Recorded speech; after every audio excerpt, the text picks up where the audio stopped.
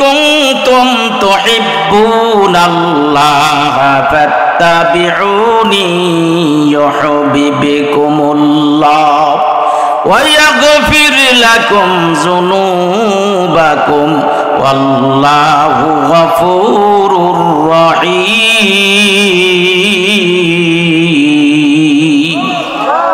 জোরে বলেন আল্লাহু আকবার।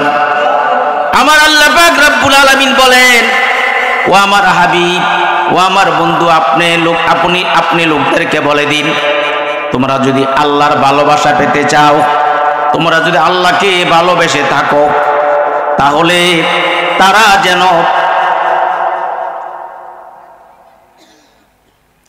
কুল ইন কুনতুম তুহিব্বুনাল্লাহা ফাত্তাবিউনি ইউহিব্বুকুমুল্লাহ। হে নবী, আপনি লোকদেরকে বলে দিন, তোমরা যদি আল্লাহর ভালোবাসা চাও, তাহলে আমি নবীকে অনুসরণ করো, আমার নবীর ইত্তেবা করো, আমার নবীর কথা মতো চলো। যদি আমি নবীকে তোমরা অনুসরণ করো, তাহলে ইউহিব্বুকুমুল্লাহ, আল্লাহ পাক তোমাদেরকে ভালোবাসবেন। ওয়া ইয়াগফির লাকুম যুনুবাকুম, আল্লাহ পাক তোমাদের গুনাহগুলো maaf করে দিবেন। আল্লাহু গফুরুর রহিম,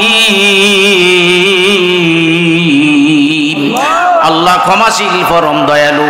আমার ভাইরা, আল্লাহর ভালোবাসা পেতে চাই কি চাই না?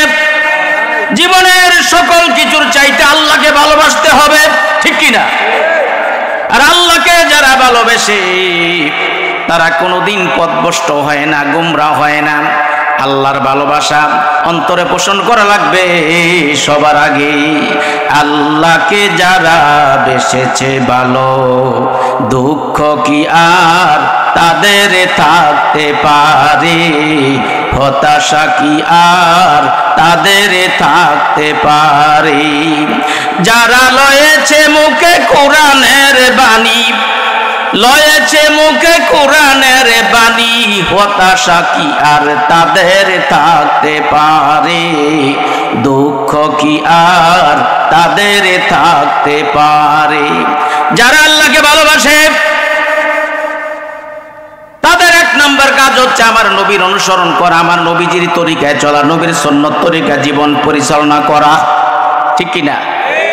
আল্লাহকে ভালোবাসি, আল্লাহকে, এসো আল্লাহকে ভালোবাসি দিয়ে মন প্রাণ, এসো আল্লাহকে ভালোবাসি দিয়ে মন প্রাণ। সকল কাজে দিব মোরা, সকল কাজে দিব মোরা তাহারি প্রমাণ, নিশিদিন তাহারি প্রমাণ। এসো আল্লাহকে ভালোবাসি দিয়ে মন প্রাণ। আল্লাহ দিলেন পথের দিশা আধার ভুবনে, বন্ধু তিনি সবার সেরা জীবন মরণে। আল্লাহ দিলেন পথের দিশা আধার ভুবনে, বন্ধু তিনি সবার সেরা জীবন মরণে। দুঃখের রাতে চলতে পথে, দুঃখের রাতে চলতে পথে, মুশকিলে আসান যে তিনি মুশকিলে আসান। এসো আল্লাহকে ভালোবাসি দিয়ে মন প্রাণ। খোদার দেওয়া জীবন বিধান আছে কোরআনেতে, চলতে হবে সেই বিধানে রাখিও স্মরণে।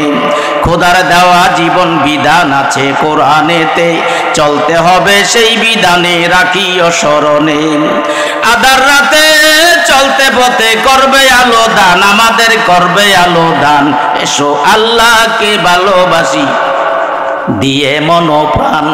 আমার ভাইয়েরা, আল্লাহকে যারা ভালোবাসে তাদের এক নম্বর কাজ হচ্ছে আমার নবীকে অনুসরণ করা, আমার নবীর কথা মতো চলা, আমার নবীকে অনুসরণ করা ফরজে আইন, ফরজ। নবীর অনুসরণ করার পরে যদি আপনি নবীর অনুসরণ করেন, নবীর জীবন অনুযায়ী আদর্শ গ্রহণ করে পুরা নবীর তরিকা যদি জীবন যাপন করেন, আল্লাহ পাক আপনাকে দুটি পুরস্কার প্রদান করবেন। এক নম্বর পুরস্কার, আল্লাহর ঘোষণা ইউহিব্বুকুমুল্লাহ, আল্লাহ পাক তোমাদেরকে ভালোবাসবেন। আপনারা বলেন তো, আল্লাহ যাকে ভালোবাসে তাকে কোনো দিন আল্লাহ জাহান্নামে নিবেন না। আল্লাহ যাকে ভালোবাসে তাকে আল্লাহ পাক জান্নাতে দিয়া দিবেন। কন্যা সুবহানাল্লাহ, জান্নাত দিয়ে দিবেন। আল্লাহ যাকে ভালোবাসে। আমার ভাইয়েরা, 1 নম্বর পুরস্কার, যদি আপনি রসুলের কথা মতো চলেন, রসুলের সুন্নত তরিকা চলেন, তাহলে 1 নম্বর পুরস্কার আল্লাহ আপনাকে ভালোবাসবেন। 2 নম্বর পুরস্কার ওয়াগফির লাকুম যুনুবাকুম, আল্লাহ পাক আপনার সব গুনাহ মাফ করে দিবেন। জোরে বলেন না সুবহানাল্লাহ। তাহলে রাসূলের তরিকা চলবো, রাসূলের কথা মতো চলবো, রাজি আছেন? আর রাসূলের কথাই না, শুধু রাসূলের কথা না, রাসূলের কথাটাই আল্লাহর কথা। সুবহানাল্লাহ কোন। আল্লাহ কোরআন শরীফের মধ্যে বলছেন, ওয়া মা ইয়ানতিকু আনিল হাওয়া ইন হুয়া ইল্লা ওয়াহয়ুন ইউহা। রাসূল নিজের ইচ্ছা মতো কোনো কথা বলেন না, যা বলেন তা সবই ওহী হয়ে আসে। তারপরে বলেন কন্যা সুবহানাল্লাহ। আল্লাহর হুকুম মানা যেমন ফরজ, নবীজির হুকুম মানে তেমনই ফরজ। আল্লাহ পাক কোরআনে ঘোষণা করেছেন, মা আতাকুমুর রাসূলু ফাখুযুহু ওয়া মা নাহাকুম আনহু ফান্তাহু। রাসূল তোমাদেরকে যা দিয়েছে তা গ্রহণ করো, যে কাজ করতে নিষেধ করেছেন সে কাজ থেকে তোমরা বিরত থাকো। তাহলে রাসূল যা বলেছে, আল্লাহ বলতেছে রাসূল যা বলেছে তা গ্রহণ করো, যে কাজ করতে নিষেধ করেছে সে কাজ থেকে বিরত থাকো। আমার ভাইয়েরা, নবীর আদর্শ আমরা গ্রহণ করব, নবীর তরিকায় আমরা জীবন যাপন করব। রাজি আছেন? যখন রাজি আছেন? সাহাবীরা কিভাবে নবীকে অনুসরণ করছে, কিভাবে নবীর আদর্শ গ্রহণ করছে, কিভাবে নবীজির কথা মতো চলছে, কয়েকটা উদাহরণ দিলে, কয়েকটা ঘটনা আপনাদেরকে হাদিস শরীফ থেকে শোনালে আপনারা বুঝতে পারবেন যে সাহাবায়ে কেরাম নবীকে কিভাবে মান্য করেছে।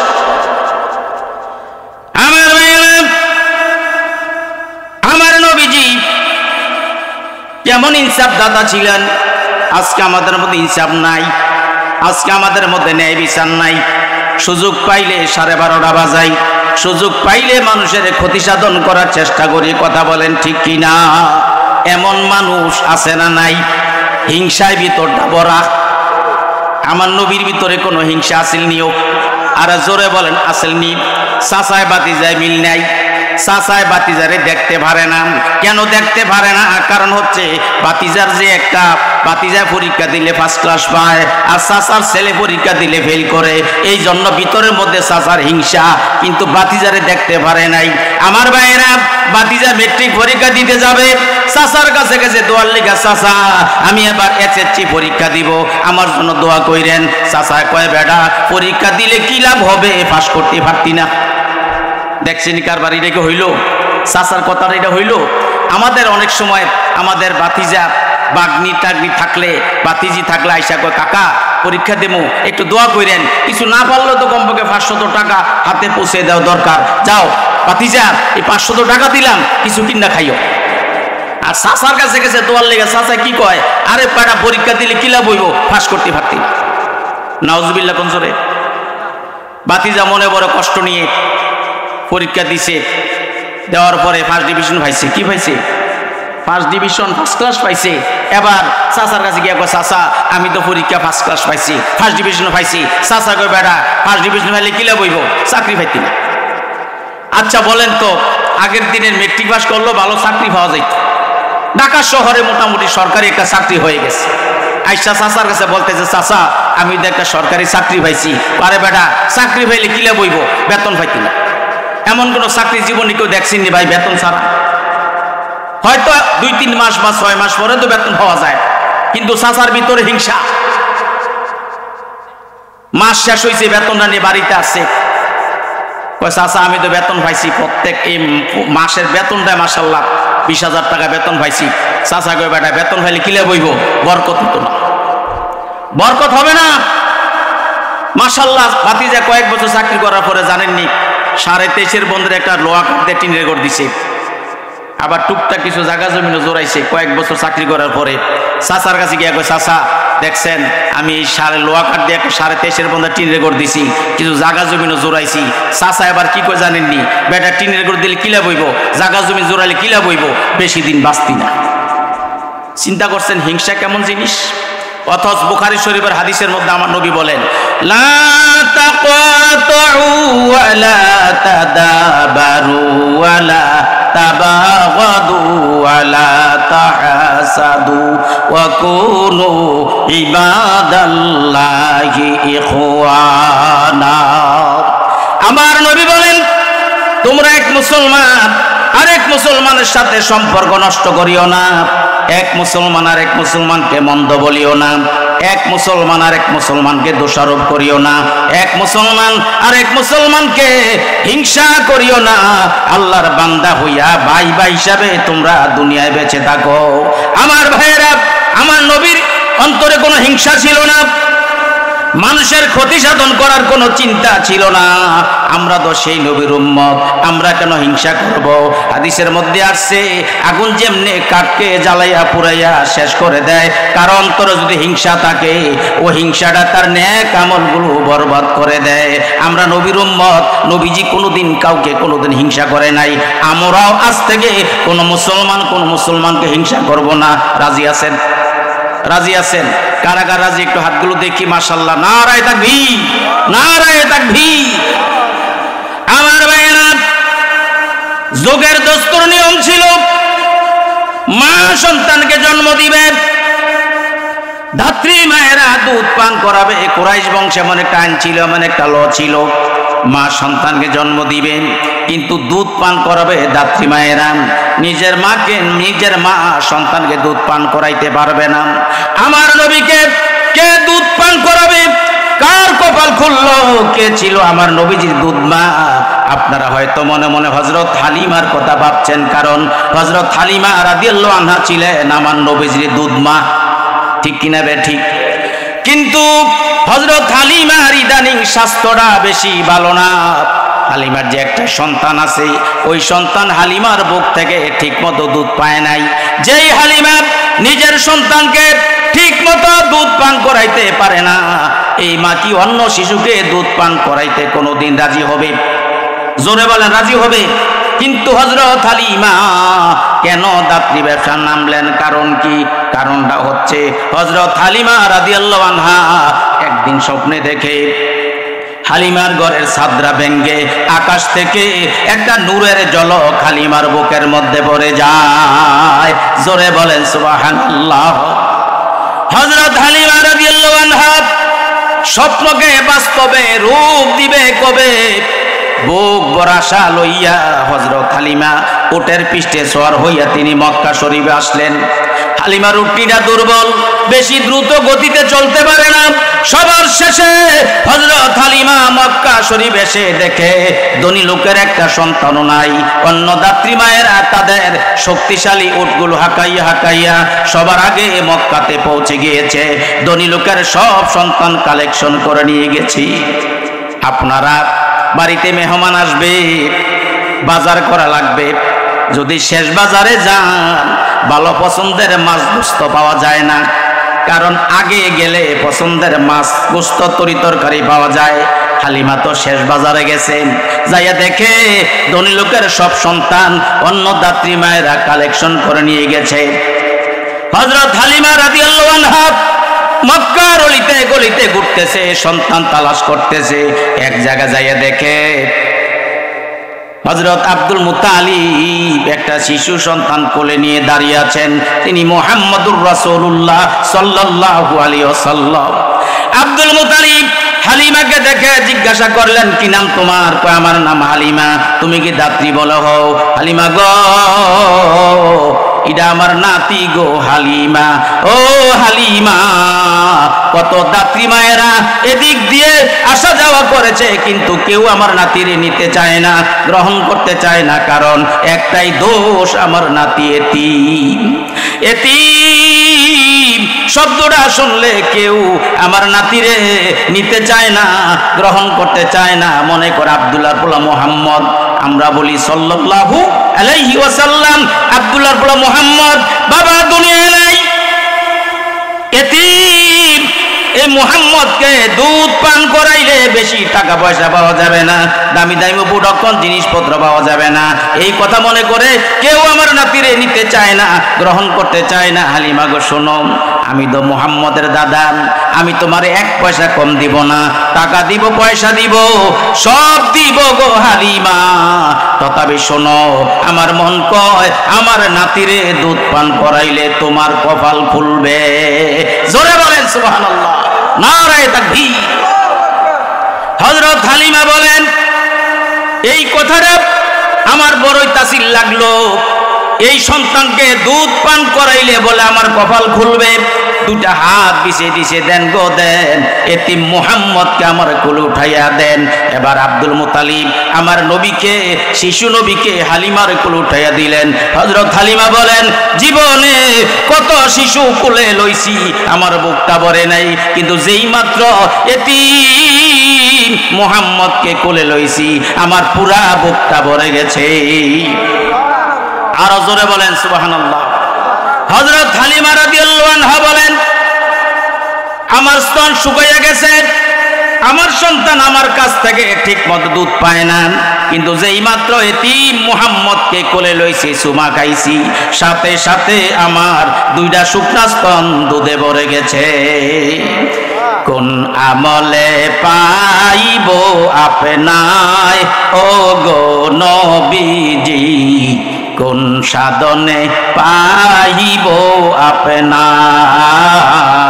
বড় ভালো লাগে, আমার সাথে সবাই পড়েন, কোন আমলে পাইব আপনায় ও গো নবীজি, কোন সাধনে পাইব আপনায়।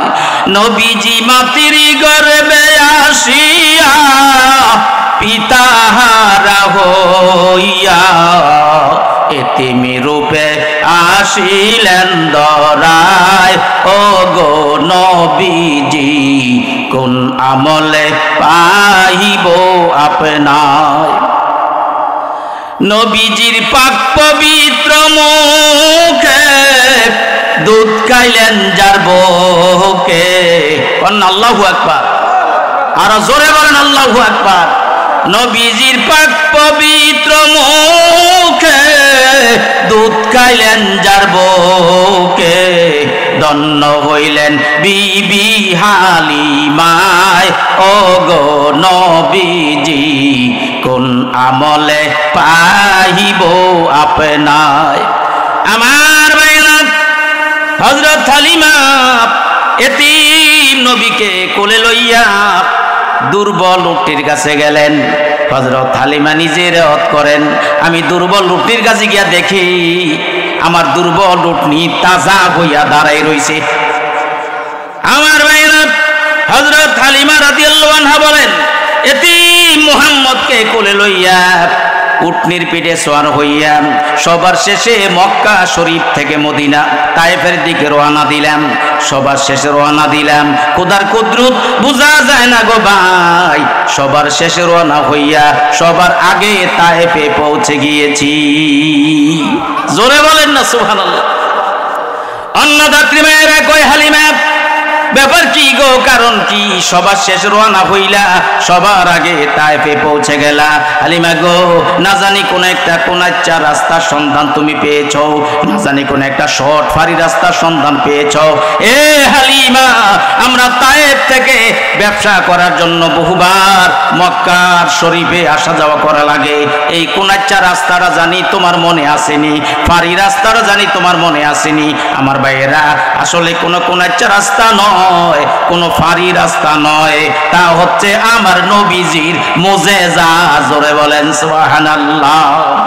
আমার ভাইয়েরা, আমার নবীর উপরে 3000-এর বেশি মুজিজা ছিল। এর মধ্যে সর্বশ্রেষ্ঠ মুজিজা হচ্ছে 30 পারা কোরআন। জোরে বলেন সুবহানাল্লাহ। আমার ভাইয়েরা, হযরত হালিমা রাদিয়াল্লাহু আনহা বলেন, এতিম মুহাম্মদকে নিয়ে আমি চলে গেলাম। কিন্তু হযরত হালিমা বলেন, এতিম মুহাম্মদ সব সময় আমার ডান স্তনে দুধ পান করতেন, বাম স্তনটা বহুবার চেষ্টা করেছি, মুহাম্মদের মুখে ঢুকাইতে পারি নাই।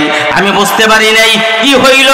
ও দামতি এলাকার ভাইয়েরা, আপনাদের বাড়িতে যদি কোনো সন্তান মায়ের এক স্তনে মুখ লাগায় আর এক স্তনে যদি মুখ না লাগায়, মা মনে করবে, বাবা মনে করবে না জানি কোনো জিন ভূতের আসর লাগছে, আলগা কোনো দোষ টোষ পাইছে, দেউরে হুজুরের কাছে যাবে, হুজুর একটু তৈল পরা দিয়া দেন, একটু পরা পানি দেন। বাচ্চাটা কেন জানি এক স্তনের মধ্যে মুখ লাগায় আর এক স্তনে মুখ লাগায় না, কারণটা বুঝতে পারলাম না, একটু তৈল পরা দেন, একটু পানি পরা দেন।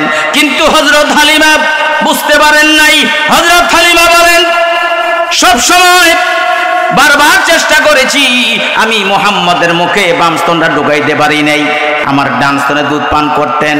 আমার নবী যখন বড় হইয়া গেলেন, একদিন হযরত হালিমা আমার নবীজিকে ডাক দিয়ে জিজ্ঞাসা করলেন, এ বাবা মুহাম্মদ, শিশুকালে তুমি আমার ডান স্তনে দুধ পান করেছ, বহুবার চেষ্টা করেছি আমি আমার বাম স্তনে তোমার মুখটা, আমার বাম স্তনটা তোমার মুখে ঢুকাইতে পারি নাই, কারণ কি, ব্যাপার কি? আমার নবী ঘোষণা দিলেন, মা গো মা, শিশুকালে আমি আপনার ডান স্তনের দুধ পান করতাম, আমার যে আরেকজন দুধ ভাই আছে, ও দুধ ভাইয়ের জন্য আমি বাম স্তনের দুধগুলো রাখিয়া দিতাম। জোরে বলেন সুবহানাল্লাহ। আমার ভাইয়েরা, ওয়াজ যদি আপনারা বুঝে থাকেন, এখানে একটা শিক্ষার বিষয় আছে। আমার নবী শিশুকালে জানতেন আমার তো আরেকজন দুধ ভাই আছে, আমি যদি হালিমার দোনো স্তনে দুধ পান করি, ভাইয়ের হক নষ্ট হবে, পরের হক নষ্ট হবে, ভাইয়ের হক যেন নষ্ট না হয়, পরের হক যেন নষ্ট না হয়, এই জন্য আমার নবী হালিমার ডান স্তনে দুধ পান করছেন, বাম স্তনটা মুখে লাগান নাই। আমাদেরকে শিক্ষা দিলেন, উম্মতেরা রে, আমি তো শিশুকালেই তো পরের হক নষ্ট করি না, ভাইয়ের হক নষ্ট করি না, তোমরাও কোনোদিন পরের হক নষ্ট করবা না। আজকে আমরা নবীর উম্মত দাবি করি, আশিকে রাসূল দাবি করি, সুন্নি মুসলমান দাবি করি, কিন্তু পরের হক নষ্ট করি, আছে না নাই? আজকে দেশের মানুষ যেভাবে পরের হক খাওয়া শুরু করে দিছে, কেউ চুরি করে খায়, কেউ ডাকাতে কইরা খায়, কেউ ক্ষেতের লাইল ঠেল্লা খায়, কেউ ওজনে মাপে কম দিয়া খায়, কেউ আবার সরকারি চেয়ারে বইয়া বইয়া লক্ষ লক্ষ টাকা ঘুষ খায়, আবার কেউ আবার মন্ত্রী এমপি মিনিস্টার হইয়া লক্ষ লক্ষ টাকা এই বাংলাদেশের বিদেশে পাচার করেছে। পত্রিকার মধ্যে আসছে, যুগান্তর পত্রিকায় লেখছে, এই 15 বছরে বিদেশে প্রায় 28 লক্ষ কোটি টাকা পাচার করা হয়েছে। যেই 28 লক্ষ কোটি টাকা দিয়ে 78টা পদ্মা সেতু নির্মাণ করা যেত, বাংলাদেশের 5 বছরের বাজেট হয়ে যেত এই টাকা দিয়ে। কথা বলেন ঠিক কিনা? এটা আমার কোনো বানানো কথা না, এটা আমাকে দোষ দিলে কোনো লাভ হবে না, কারণ আমি পত্রিকার খবর চেয়ে বলছি। আজকে যদি নবীর আদর্শ থাকতো, সত্যিকার যদি নবীর আদর্শ গ্রহণ করত, তাহলে কোনোদিন পরের হক নষ্ট করে, দেশের সম্পদ নষ্ট করে বিদেশে বাড়ি গাড়ি করা সম্ভব হইতো না, অর্থ পাচার করে বিদেশে নেওয়া সম্ভব হইতো না। কথা বলেন ঠিক না বেঠি? আমাদের দেশটা যদি সঠিকভাবে পরিচালনা হতো, বিদেশে যদি টাকা পাচার না হইতো, তাহলে এই বাংলাদেশ, সিঙ্গাপুর, মালয়েশিয়ার মতন উন্নয়নশীল দেশ হয়ে যেত। কথা বলেন ঠিক কিনা? আমাদের দেশের মানুষ আহারে কিভাবে যে পরের হক নষ্ট করে, চিন্তা করেন। এই যে খানাটা খাইলাম, হালাল খাইলাম না হারাম খাইলাম? এক পাকিস্তানি কাদরি জামের মৌসুমে বাংলাদেশে সফর করতে আইছে। কে আইছে ভাই? পাকিস্তানি কাদরি মানুষ বাংলাদেশে সফর করতে আসছে। আলহামদুলিল্লাহ কোন আজকে মাশাআল্লাহ যে মানুষ থরথরে কাঁপছে, গায়ের জামা জোড়া সব দিয়েও দেখছি যে এরপরও শীত করে। আজকে আল্লাহ পাক কি পরিবেশটা করেছে দেখেন। বাংলাদেশে সফর করতে আসছে, এসে দেখে এক বাংলাদেশি ছেলে গাছে উঠটা জাম খায়। কি খায়? জোরে কোন কি খায়? পাকিস্তানি কাবলি গাছের নিচে দাঁড়াইয়া উপরের দিকে তাকাইয়া কয়, তুম সব কিয়া খায়া কাটতে হো? বাংলাদেশি ছেলে কয়, হাম সব জাম খায়া কাটতি হে। পাকিস্তানি কাবলি কয়, হাম কা সেকতে হে, আমি কি তোমার সাথে খাইতাম পাইরাম? বাংলাদেশি ছেলে কয়, কেউ নিহি জরুর তা শিবলাই দারাক পরা ওর মুজে সে খাই হে। আসেন না গাছে ওঠেন, জন্মের খাওয়া খান, খুব টেস্ট, খুব মজা। জামের তারিফ শুই না পাকিস্তানি কাবলি জাম গাছ উঠছে, জাম খাওয়া শুরু করে দিছে। জাম খাওয়ার সিস্টেম কি জানেননি? কাঁচা দিয়েও খায়, ফাঁকা দিয়েও খায়। কাঁচা পাকা জাম খাইয়া কাবলির মুখ গেছে কষে বইরা। এন ছোট ছোট বাচ্চারা আছে, তোমরা গাছে উঠা জাম খাও না? কারা কারা গাছে উঠা জাম খাও একটু দেখি। ছোট্ট থাকতে এখনো তো খায়, মাশাআল্লাহ, এই তো বহুত আছে। জাম খাউন না গাছে উঠা জাম কি আমরা কাঁচাটি খাই না ফাঁকাটি খাই? তো পাকিস্তানি কাবলি তো বেফতা বেফতা, কাঁচাটিও খায় ফাঁকাটিও খায়। কাঁচা পাকা জাম খাই আর কাবলির মুখ গেছে কষে বইরা। এখন কাবলি কয় ভাই এটি তো মজা লাগে না, মজা লাগবে কোনটি? বাংলাদেশি ছেলে কয় কাবলি সাহেব কালো কালো জিডি আছে, এদিকে টেস্ট লাগবে, স্বাদ লাগবে, আপনি কালো কালো জামগুলো খান। তো পাকিস্তানি কাবলি কালো কালো জাম খাইতেছে, কালো জামের উপরে বইছে কালো একটা বোমর। চিনিনি বোমরা সাদা না কালা? বোমরা দেখা কাবলি মনে মনে কয় যেই কালার কালা, এই জামটা মনে হয় বেশি বালা। জাম মনে কইরা বোমরারে থাবা দিয়া ধরছে। কাবলি রাতের মুষ্টির ভিতরে বোমরা ফইরা যখন বো বো শুরু কইরা দিছেন, পাকিস্তানি কাবলি কয় বো করো বা করো ছোড়ে গানিহি, কালা কালা জিতনি পাইঙ্গে সব কাজ চোরেঙ্গে। বো বো করলে কাজ হবে না, কালা কালা পাইলে একটাও ছাড়তাম না, সব খাইয়ালাম। আজকে আমাদের দেশে একদল মানুষ আছে চিন্তা করে না এটা কি সুদের টাকা, এটা কি ঘুষের টাকা, হালাল না হারাম, জায়েজ না না জায়েজ, এই চিন্তা করে না। মনে করে টাকা হইলে হয়, খাও, জন্মের খাওয়া খাও, সেদিন বেশি দূরে নয় যেদিন আল্লাহর আদালতে তোমাকে হারাম খাদ্যের জন্য জবাব দিতে হবে। ঠিক কিনা বে ঠিক? আজকের এই দামতি দক্ষিণ পাড়া নলুয়া এলাকার এই মাহফিল থেকে প্রতিজ্ঞাবদ্ধ হয়ে যাব, আর কোনোদিন পরের হক নষ্ট করব না, বান্দার হক কোনোদিন খাইব না। রাজি আছেন? কারা কারা রাজি? হাতগুলো দেখি। মাশাআল্লাহ, নারায়ে তাকবীর, নারায়ে তাকবীর।